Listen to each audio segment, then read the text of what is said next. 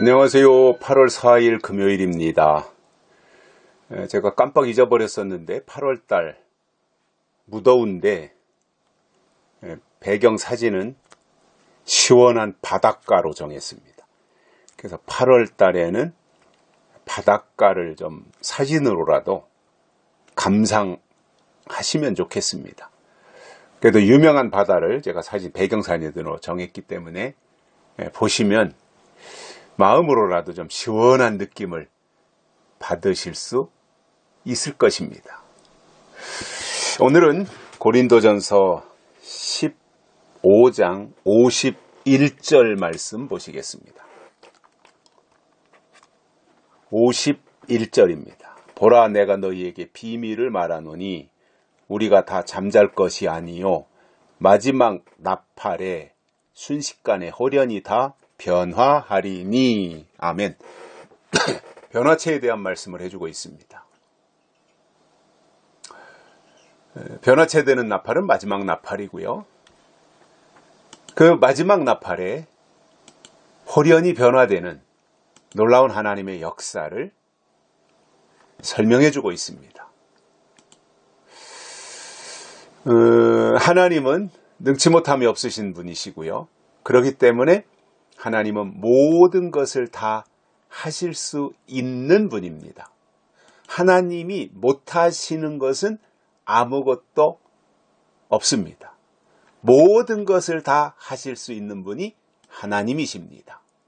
그 모든 것 가운데서 오늘 읽어드린 말씀에서 설명하고 있는 것은 마지막 나팔에 대한 것입니다. 마지막 나팔에 어떤 일이 일어나는가? 그런데 이 마지막 나팔을 바울이 설명하면서 너희에게 비밀을 말한다 이렇게 말씀합니다. 그러면 이것이 바울 당시의 비밀이라는 이야기인데 그 비밀이 어떤 내용이냐면 마지막 나팔과 관련된 내용이라는 거예요. 그럼 마지막 나팔은 계시록에 보면 나팔이 7개가 나오잖아요.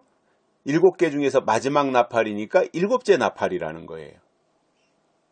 그러면은 그 7째 나팔은 예수님이 재림하시는 나팔이에요. 그리고 땅에서 하나님을 믿고 하나님의 약속을 간직한 하나님의 사람들을 홀연히 변화체로 만들어주는 나팔입니다. 그래서 이것은 이 마지막 나팔이 불면 땅에서 믿음을 지키다가 순교한 순교 성도들은 부활체로 나타나고 살아서 하나님이 기뻐하시는 믿음을 끝까지 타협하지 아니하고 사수하며 지킨 자들은 변화체로 나타나는 나팔입니다.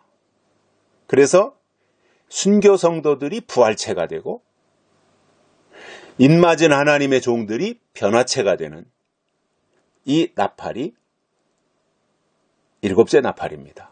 마지막 나팔을 말합니다. 그런데 바울 당시에 그것이 비밀이었다 이거예요.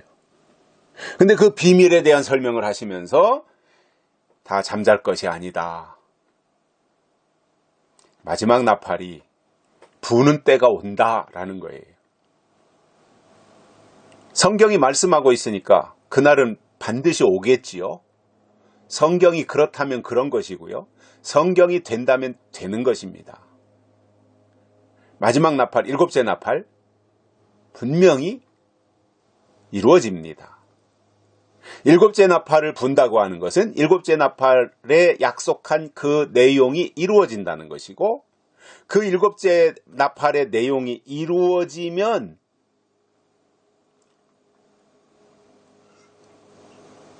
변화체 성도들이 나타난다는 말입니다. 변화체라고 하는 것은 죽지 않고 살아서 다시 오시는 예수님을 맞이하기 위한 체질을 갖는 거예요. 변화체. 그러니까 우리 육신의 눈으로 하나님을 보면 안 되지, 볼 수 없잖아요. 육신의 눈으로. 영의 눈으로 하나님을 보는 거지 육신의 눈으로는 하나님을 볼 수 없어요.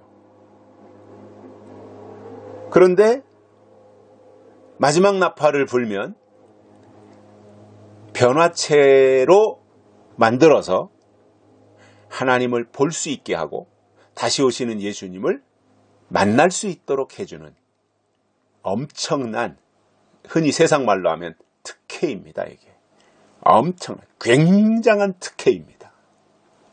이것을 해주신다고 하는 건데, 그렇기 위해서는 비밀의 내용이 무엇인지를 알아야 되는 거예요.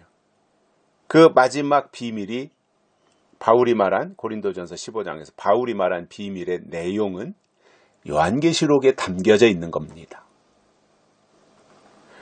그 내용을 잘 보면 그 속에서 하나님이 주시는 놀라운 은혜를 발견하게 될 것입니다. 여기까지 하겠습니다. 고맙습니다.